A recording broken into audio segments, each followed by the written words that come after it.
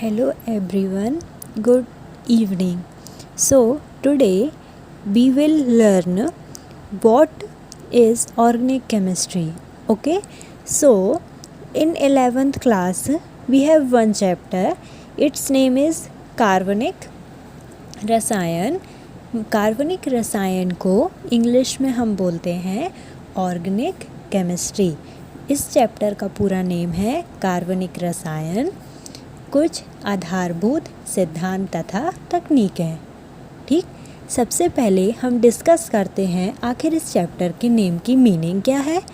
कार्बनिक रसायन मतलब हम कार्बनिक मतलब कार्बन है ना, कार्बन. तो कार्बन से मिलकर के हमारे जितने भी मतलब यौगिक बने हैं, जो भी तत्व बने हैं, तो उनके बारे में हम इस चैप्टर में रीड करेंगे. मतलब हम अपनी ऑर्गेनिक केमिस्ट्री में कार्बन से जुड़े हुए जो भी यौगिक हैं उनके बारे में पढ़ते हैं. अब आते हैं हम हाइड्रोकार्बन.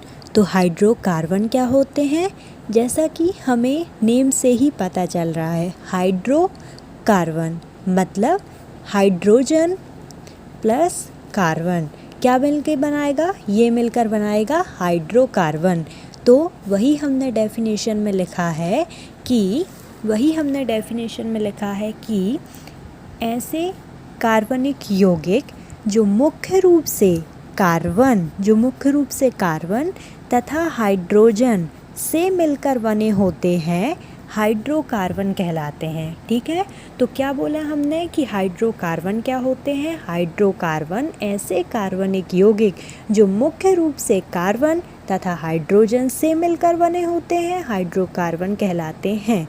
अब आता है हमारा क्या कि इनका हाइड्रोकार्बन का क्लासिफिकेशन. तो हाइड्रोकार्बन मुख्यतः दो प्रकार के होते हैं. कौन कौन से हाइड्रोकार्बन में, संतृप्त हाइड्रोकार्बन और असंतृप्त हाइड्रोकार्बन. अब हम देखते हैं कि हमारे संतृप्त हाइड्रोकार्बन क्या होते हैं. तो पहले तो ये चीज़ कि संतृप्त हाइड्रोकार्बन का जो हमारे पास एक एग्जाम्पल है, वो उसमें संतृप्त हाइड्रोकार्बन में हम पढ़ते हैं एल्केन के बारे में. ठीक है, मतलब जो भी हम एल्केन का जो भी आएगा तो वो हमारा किसके अंदर इन्वॉल्व होगा, संतृप्त हाइड्रोकार्बन के अंदर. ओके, फिर आता है असंतृप्त हाइड्रोकार्बन. असंतृप्त हाइड्रोकार्बन में हमारे होते हैं एल्कीन और एल्काइन के बारे में हम पढ़ते हैं.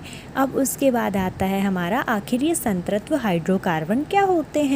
तो संतृप्त हाइड्रोकार्बन ये होते हैं, संतृप्त हाइड्रोकार्बन मतलब जिसमें कार्बन के बीच में क्या हो, हमारा सिंगल बॉन्ड हो, एक बॉन्ड हो. ठीक है, तो संतृप्त हाइड्रोकार्बन में कार्बन के बीच में एकल बंध मतलब बॉन्ड उपस्थित होता है. ठीक है, अब आते हैं हमारे संतृप्त हाइड्रोकार्बन का ही एग्जाम्पल हमारा क्या है, एल्केन. अब हमने आखिर ये चीज़ क्या लिखी है, तो ये होता है हमारी ऑर्गेनिक केमिस्ट्री का एक कंपाउंड होता है जिसको हम क्या बोलते हैं, इसको हम बोलते हैं मेथेन. CH4 को हम बोलते हैं मेथेन, और जो मेथेन होता है वो हमारे एल्केन परिवार का पहला सदस्य होता है. फर्स्ट क्या होता है, हमारा एलिमेंट होता है. ओके, जैसे कि हमने क्या बोला कि संतृप्त हाइड्रोकार्बन में कार्बन के बीच में क्या होगा, सिंगल बॉन्ड होगा. देखो, तो जैसे कि हमारा CH4 है, तो CH4 एक चीज़ हमें पता होना चाहिए कि जो कार्बन होता है उसकी जो वैलेंसी होती है वो कितनी होती है, 4 होती है. ठीक है, क्योंकि जो कार्बन होता है, कार्बन का हमारा एटॉमिक नंबर कितना होता है, कार्बन का एटॉमिक नंबर होता है 6, जिसकी फर्स्ट सेल में कितने इलेक्ट्रॉन होते हैं, 2 इलेक्ट्रॉन होते हैं, और नेक्स्ट सेल में कितने इलेक्ट्रॉन होते हैं, 4 इलेक्ट्रॉन होते हैं. ठीक है, तो 4 इलेक्ट्रॉन होते हैं, तो कार्बन को पेयरिंग करने के लिए कितने इलेक्ट्रॉन चाहिए, 4 और चाहिए ना. तो इसीलिए मतलब देखो, और वैलेंसी मतलब क्या, वैलेंसी मतलब होता है किसी भी सेल की जो सबसे लास्ट सेल में कितने नंबर ऑफ इलेक्ट्रॉन प्रेजेंट है, मतलब कितने इलेक्ट्रॉन प्रेजेंट हैं,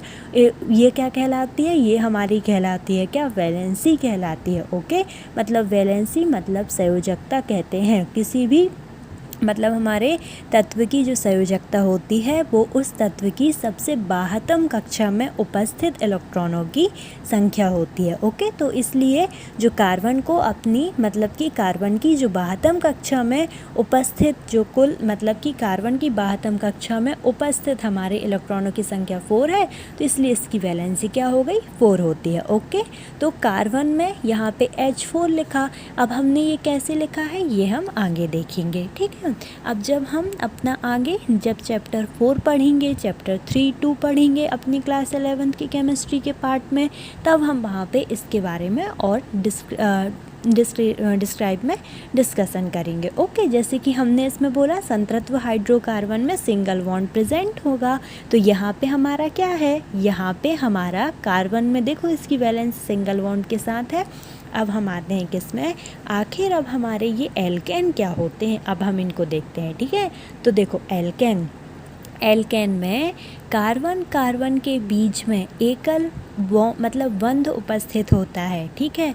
एकल बंध उपस्थित होगा, यही चीज़ हमने बोली कि कार्बन के बीच में एकल बंध उपस्थित होता है, इसलिए तो हमारे एल्केन क्या होते हैं, संतृत्व हाइड्रोकार्बन होते हैं, ठीक है।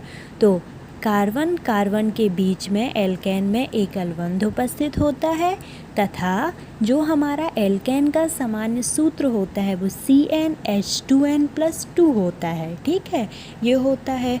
तो यहाँ पे क्या है हमारा कि जो हमारा एल्केन होता है, एल्केन का सामान्य सूत्र हम इसको कह सकते हैं जनरल फार्मूला, मतलब हम अपने जो कार्बन है वो कैसे क्रिएट कर सकते हैं, इस फार्मूला के थ्रू क्रिएट कर सकते हैं। ओके, तो आप लोग भी अपने नोट्स में क्या किया करना, मतलब जो चीज़ इम्पॉर्टेंट है, जो चीज़ फार्मूला, उसको हाईलाइट किया करना एक डिफरेंट ब्यूटीफुल पेन से। ओके, अब नेक्स्ट हम आते हैं किसमें, और अंत में जो एल्केन होता है ना, एल्केन में अंत में हम क्या लगाते हैं, ANE, एन प्रत्यय लगाते हैं, ठीक है, तो उनको हम क्या कहते हैं, एल्केन। तो हमने क्या देखा, हमने ये देखा कि हमारे जो एल्केन होते हैं उनमें कार्बन के बीच में एकल बंध उपस्थित होता है, उसका हमने क्या देखा, जनरल फार्मूला देखा। देन हमने उसमें क्या देखा कि हमारे इसके मतलब लास्ट में हमारा क्या होता है, लास्ट में कि हम ANE, एन प्रत्यय लगाते हैं, जिसको हम हिंदी में क्या लिखते हैं, एन प्रत्यय लगाते हैं, ठीक है। अब उसके बाद हमारा आता है कार्बन परिवार के जो मुख्यतः हमारे जो प्रमुख जो सदस्य हैं वो कौन कौन से हैं, 10 तक देखेंगे हम। एन की वैल्यू क्या है हमारी, 1 2 3 4 5 6 7, मतलब ये 8 है, ये 9 है, ये 10 है, ठीक है, वो हमसे गलती से हुआ है, तो ये चीज़ है, ठीक है। अब देखो सबसे पहले एल्केन है, ठीक है, एल्केन परिवार में हम देखते हैं, तो देखिए ये आपको याद करना पड़ेगा, है ना, क्योंकि और वैसे आप लोगों ने ये चीज़ मतलब क्लास 10th में भी पढ़ी होगी साइंस में, है ना। चलिए, तो एल्केन में आते हैं।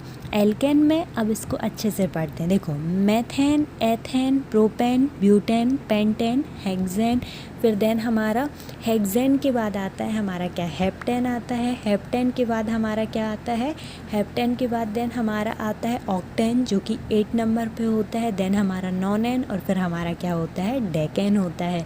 देखो यहाँ पे कुछ तो हमें नेम से ही पता चल जाएंगे, जैसे नॉनेन मतलब 9 टाइम, डेकेन मतलब हमारा कितने टाइम, डेकेन मतलब 10 टाइम, ऑक्टेन मतलब कितने टाइम, 8 टाइम। ओके, ठीक है, तो देखते हैं, अब हम देखते हैं। देखो इसको मतलब ANE है, ठीक है, ANE है।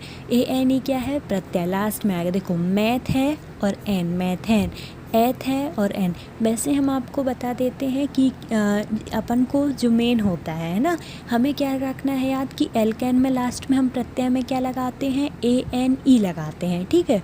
और जो ये है हमारे meth, eth, prop, but, pent, hex, hept, oct, non और डेक है, ये हम आगे चल के जब पढ़ेंगे असंतृत्व हाइड्रोकार्बन में, तो ये एल्कीन और एल्काइन में भी यही होते हैं, उस परिवार के सदस्य भी यही होते हैं, बस इनके प्रत्यय, जनरल फॉर्मूला और बॉन्डिंग चेंज होती है, ठीक है, मतलब उनके बीच में बंध कितने उपस्थित है वो चीज़ चेंज होती है। तो आप लोग पहले क्या करें, पहले केवल इसको ऐसा याद करें कि meth, eth, prop, but, pent, hex, hept, oct, non और डेकेन। ओके, फिर लास्ट में आप लोग केवल ये याद कर लीजिए कि एल्केन में जो हमारा प्रत्यय होता है वो क्या होता है, हमारा ANE यूज़ होता है, सब में ANE लगा दो तो हमारे एल्केन बन जाएंगे, एल्केन। ओके, तो इसलिए हेप्टेन, मेथेन, प्रोपेन, ब्यूटेन। अब फॉर एग्जाम्पल एग्ज़ाम्पल जैसे कि अब हम अपनी एल्केन की संरचना देखते हैं। आखिर हमने बोला तो कि अब एल्केन में हमारा सिंगल बॉन्ड होता है कार्बन कार्बन में, हमें दिखाओ भी तो। चलिए तो अपन लोग देखते हैं। सबसे पहले क्या है, फॉर एग्ज़ाम्पल इसमें तो हमारा तो मेथेन में एक ही कार्बन है, इसलिए केवल इसका हमने आपको ऐसा दिखाया है, ठीक है। और कार्बन की वैलेंसी 4 होती है। वो हमेशा एक चीज़ है, कार्बन अपने पास हमेशा कार्बन अपने पास 4 बॉन्ड रखता है। उसके पास 4 बॉन्ड से ज़्यादा कभी बॉन्ड हो ही नहीं सकते कार्बन के पास, ठीक है। तो अब हमारा क्या आता है, प्रोपेन आता है, ठीक है। तो देखो प्रोपेन का हम फॉर्मूला क्रिएट करते हैं। हमको तो केवल इतना पता है कि हमें किसी का फॉर्मूला याद रखने की ज़रूरत नहीं है। बस ये है कि हमें जनरल फार्मूला पता होना चाहिए, जो कि एल्केन का जनरल फार्मूला क्या होता है हमारा, CnH2n+2। ओके।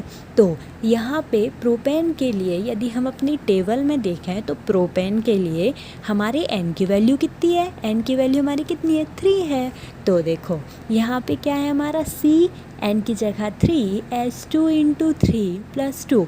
तो ये क्या हो गया हमारा, दिस पे हम क्या आ जाएगा हमारा ये C3 और हमारा H8, क्योंकि 3 2 6 + 2 कितना हो जाएगा हमारा 8 हो जाएगा।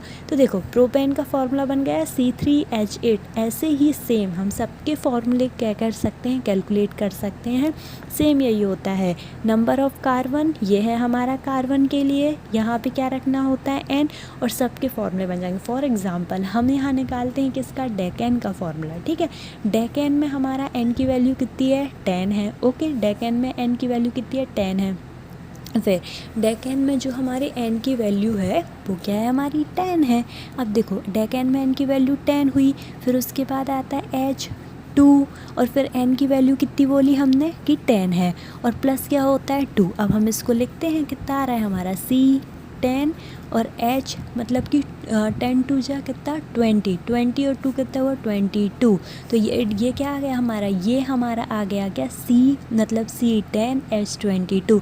ये किसका फॉर्मूला हो गया, ये हमारा फॉर्मूला हो गया किसका, डेकेन का। वैसे हम आपको एक चीज़ और बताते हैं, यहाँ पे जितनी मतलब जो संख्या होगी ना कार्बन में, यहाँ पे जैसे फॉर एग्ज़ाम्पल C9 लिखा है, या फॉर एग्ज़ाम्पल एथेन में C2 लिखा है, तो इससे हमें पता चलता है कि ये कार्बन परिवार के मतलब ये एल्केन परिवार के आखिर किस नंबर का सदस्य है। ओके, तो ये चीज़ हो गई। अब हम बात कर रहे थे अपने बॉन्ड की कि हमें बॉन्ड प्रूव करके बताने थे। ओके ठीक है, तो एल्केन में हमेशा कार्बन कार्बन के बीच में सिंगल बॉन्ड होता है। आप लोग यहाँ पे संरचना में स्ट्रक्चर में देख सकते हैं। देखो यहाँ पे क्या कार्बन कार्बन है, उसके बीच में क्या बॉन्ड है, सिंगल बॉन्ड, मतलब एक बॉन्ड है। यहाँ पे भी एक बॉन्ड है, यहाँ पे भी एक बॉन्ड है, ठीक है। और कार्बन की बैलेंसी हमेशा 4 होती है। मतलब क्या होगा, क्योंकि देखो हमको क्या करना होता है बाबा, इनके थ्रू हमको मेन हमारा पर्पस ये होता है ना कि जो कार्बन है हमारा या कोई भी एलिमेंट है तो उसका क्या हो, हमारा जो लास्ट का जो ऑक्टल होता है मतलब लास्ट की जो सेल हो वो कंप्लीट हो, ठीक है। तो फॉर एग्जांपल जैसे हमने कार्बन का पहले अभी बताया था कि कार्बन का एटॉमिक नंबर होता है कितना, 6 होता है, ठीक है। अब 6 होता है तो देखो एक कार्बन यहाँ, एक कार्बन यहाँ। आगे हम इसको जब पढ़ेंगे अपना चैप्टर 2 पढ़ेंगे तो उसमें हम या चैप्टर 3 में हम अपना मेंडलीफ का नियम पढ़ेंगे, और हम अपने मतलब न्यू मतलब उसमें हम अपने रूल्स पढ़ेंगे। उसमें हमें पता चलेगा कि आखिर ये जो 6 इलेक्ट्रॉन है उनका मतलब कि डिवीज़न मतलब सब सेल्स में कैसे होता है, तो ये चीज़ हम वहाँ पे पढ़ेंगे। ओके, तो देखो फर्स्ट सेल में अभी आप लोग ऐसे याद रखिए कि फर्स्ट सेल में हमेशा 2 इलेक्ट्रॉन जाएंगे, नेक्स्ट सेल में 8 इलेक्ट्रॉन जाएंगे, उसकी नेक्स्ट सेल में भी 2 8 8 मतलब 16 ऐसे इलेक्ट्रॉन जाते हैं। ओके, तो फर्स्ट सेल में 2 ही इलेक्ट्रॉन जाएंगे, 2 से ज़्यादा नहीं जाएंगे। और लास्ट वाली सेल में कितनी जानी चाहिए, लास्ट वाली सेल में अब बचे कितने, 6 में से 2 चलेगा तो कितने बचे 4। तो ये 4 इलेक्ट्रॉन कहाँ पे आ जाएंगे, 4 इलेक्ट्रॉन ये हमारे आ जाएंगे कहाँ पे, यहाँ पे आ जाएंगे। ओके, यहाँ पे आ जाएंगे। तो अब देखो बाबा, देखो रूल के अकॉर्डिंग तो हमारी जो नेक्स्ट सेल है उसमें 8 इलेक्ट्रॉन होने चाहिए, है ना। तो यहाँ पे कितने 1 2 3 4 मतलब कार्बन कितने इलेक्ट्रॉन लेगा, कार्बन हमारा 4 इलेक्ट्रॉन लेगा। एक यहाँ पे लिया, 2 यहाँ, 3 यहाँ, 4 यहाँ। अब देखो कार्बन का मतलब पूरा हमारी सेल कंप्लीट हो गई 1 2 3 4 5 6 7 8। तो अब हम यहाँ पे देखते हैं कार्बन, देखिए। और हम आप लोग को एक और बात बताते हैं, चूँकि हमने पहले ऑर्गेनिक केमिस्ट्री पढ़ी है इसलिए ये चीज़ें, मतलब देखो जो एक बॉन्ड होता है ना हमारा, वो 2 इलेक्ट्रॉन से मिलकर के बनता है। मतलब हमारा एक बॉन्ड है, मतलब उसमें कितने इलेक्ट्रॉन हैं, उसमें 2 इलेक्ट्रॉन है, ठीक है। तो देखो यहाँ पे 2 इलेक्ट्रॉन, यहाँ पे 2, यहाँ पे 2, यहाँ पे 2, टोटल कितने बॉन्ड हैं, 4 बॉन्ड है। 1 बॉन्ड में कितना है 2, 1 बॉन्ड में कितने इलेक्ट्रॉन, 2 इलेक्ट्रॉन। तो 4 बॉन्ड में कितने इलेक्ट्रॉन, 2, मतलब 2 4 जा कितने 8, तो मतलब ये 8 इलेक्ट्रॉन। तो ये चीज़ प्रूफ हो गई, ये चीज़ इसके पास 8 इलेक्ट्रॉन, इसके पास 8 इलेक्ट्रॉन, इसके पास 8 इलेक्ट्रॉन। और इलेक्ट्रॉन का कॉन्सेप्ट नहीं रखना तो ये रख लो बाबा कि एल्केन में कार्बन जो है, कार्बन के पास मतलब कितने बॉन्ड, कार्बन के पास हमारे 1 2 3 4 ही बॉन्ड हो सकते हैं। कार्बन अपने पास 4 से ज़्यादा बॉन्ड रखता ही नहीं है, 1 2 3 4 1 2 3 4 1 2 3 4। जब हम इसको आगे मतलब अपने असंतृत्व हाइड्रोकार्बन में पढ़ेंगे ना, एल्कीन और एल्काइन में जब हम इसको पढ़ेंगे तो वहाँ पे हम देखेंगे कि जो कार्बन में ये जो बॉन्ड होते हैं ना, कभी हमारे डबल बॉन्ड के फॉर्म में होते हैं, कभी हमारे ट्रिपल बॉन्ड के फॉर्म में होते हैं, ठीक है। तो ये चीज़ हम क्या करेंगे, देखेंगे। लेकिन ये चीज़ है कि कार्बन हमेशा अपने पास कितने बॉन्ड रखता है, हमेशा कार्बन अपने पास कितने बॉन्ड रखता है, वो अपने पास 4 ही बॉन्ड रख सकता है, ठीक है। तो इसके आगे का हम अपना नेक्स्ट वीडियो में कंप्लीट करेंगे। Okay, thank you so much. आपको जहाँ भी प्रॉब्लम है प्लीज़ कमेंट करके बताइए। Thank you so much.